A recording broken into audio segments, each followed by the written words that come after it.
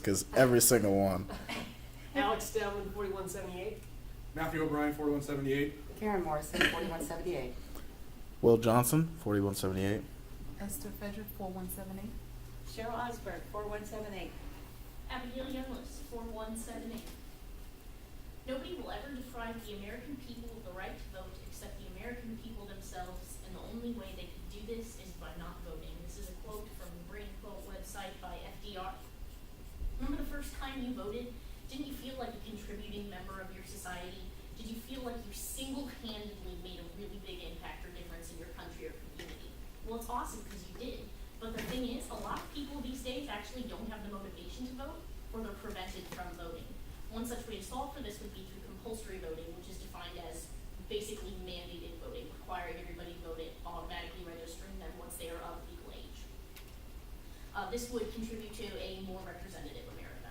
So voter turnout, what does it look like right now? The thing is, voters really don't get off of their rears. According to Lever of the London School of Economics, he says that voter turnout is low and it's only getting lower. This is exemplified in this diagram right here. So it's not only that people are too lazy to get up. The thing is, some people just don't care, but others can't. In the state of Alabama, they actually recently closed 31 DMVs. A lot of people in the Democratic Party feel that this is a form of voter suppression and that they are attempting to specifically target minority voters and not allow them from participating in the democratic process.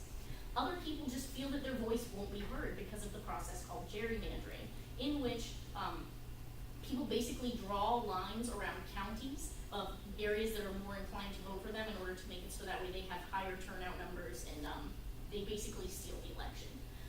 So what's the big deal about voter turnout not really being all that big? Well, voter turnout is bad considering the fact that it threatens the system of democracy or the legitimacy of democracy. According to Murphy, the chief election commissioner of India, if voters do not turn out, then it no longer becomes majority rule, and we end up providing most of the power to people that are either in, basically rich white guys. Additionally, so when people don't show up to vote, do you think that their ideas would accurately be represented? The logical conclusion here is no. So compulsory voting totally fixes this problem, because when you implement compulsory voting, it increases voter turnout. Wow, so you mean when you require every single person votes, it increases voter turnout? Who saw that coming? But in case you need an actual source for it, the Institute for Democracy and Electoral Assistance also has set this information. Additionally, when you have compulsory voting, it fosters a sense of patriotism. For example, in Australia, according to a Times columnist, they kind of treat it like a national holiday. It's not officially one, but they have bus services that provide people with adequate transportation to and from polling places.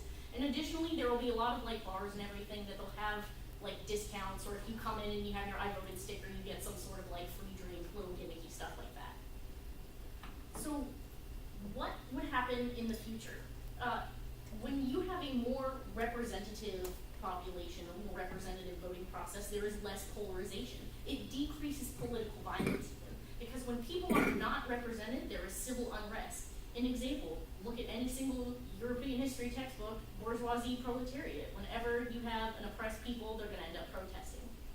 So it avoids violent protests, according to Marisam, who is a postgraduate research fellow at Harvard Law.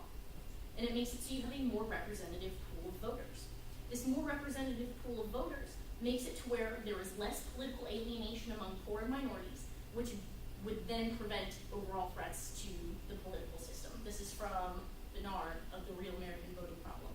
So we go from this diagram that basically says white guys that are really old vote to a nice, diverse, wonderful, colorful, representative population.